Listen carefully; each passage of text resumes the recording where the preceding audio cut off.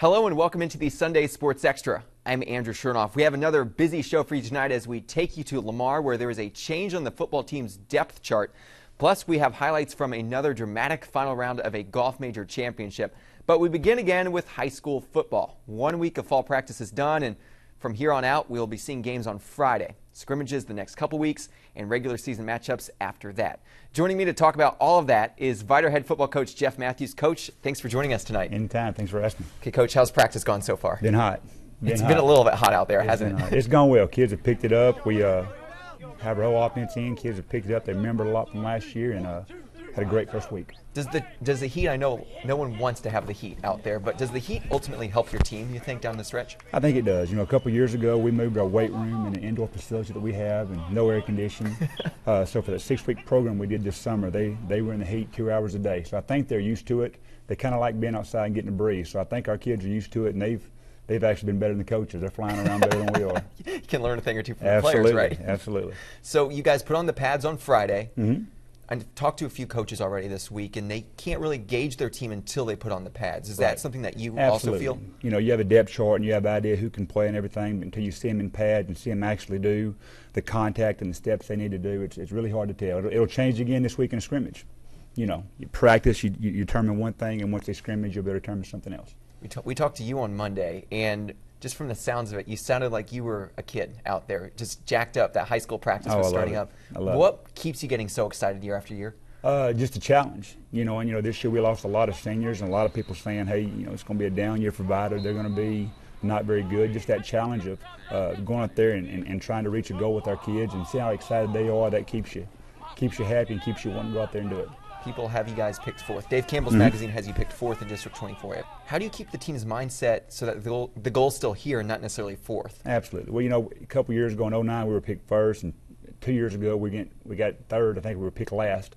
We don't pay a whole lot of attention to that. You know, that's good, and the kids enjoy it, and they come in and the kids actually told me this year, Coach, we're picked fourth.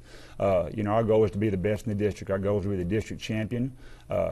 That's what we're going to try to go out there and do, whether it's first or fourth. We want to get in the playoffs ultimately, but we want to be the district champion. The district does have a little bit different of a look this year. A lot of new coaches. You have Toby Foreman at Central, Keith McGee at Ozan, and Larry Haynes at Lumberton. Sure.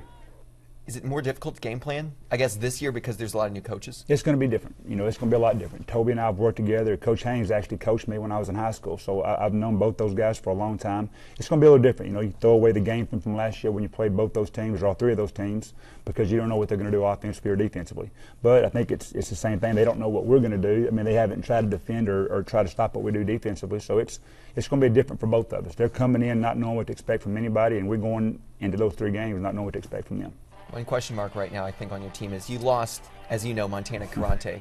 Yeah, he hadn't been there lately. We haven't seen him in a while. He hasn't been there. That's a big miss for you guys. He won both sides of the ball for the Willie Ray Smith Awards, which never had happened before. Unheard of. I mean, he's that good of a player. How do you replace someone like that? You know, you don't. We have a player there, Guess Simmons, that's doing a tremendous job. He does some things that Montana couldn't do. You know, things we've tried to tell Guess since we got there is don't try to be Montana.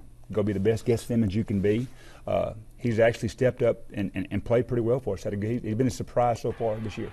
A lot of players on this team have experience from the past, so the success of Vidor that's happened the last few years, they can bring that with them into this season. How important is that? You know, I think it's big. I think, you know, they have the levels of the team. You know, the first team you want to win, and I think every team in the state of Texas want to win. Then you get to that point where you expect to win. And I think that's where we're at now. Our kids expect to win. Hopefully we want to get to that next level like a Neyland. You know, those Neyland kids, they just refuse to lose. They find a way to win, and no matter what the circumstances are. And hopefully we can take that step this year and get to that level. And then, Coach, looking ahead, first scrimmage is this Friday against Orangefield. What do you hope to, I guess, see from your team in that Friday scrimmage? You know, we want to see them play as hard as they can. You know, they're going to make mistakes. There's going to be some kids that have never played varsity football before, and they're going to make mistakes. You want to see them make it 100 miles an hour.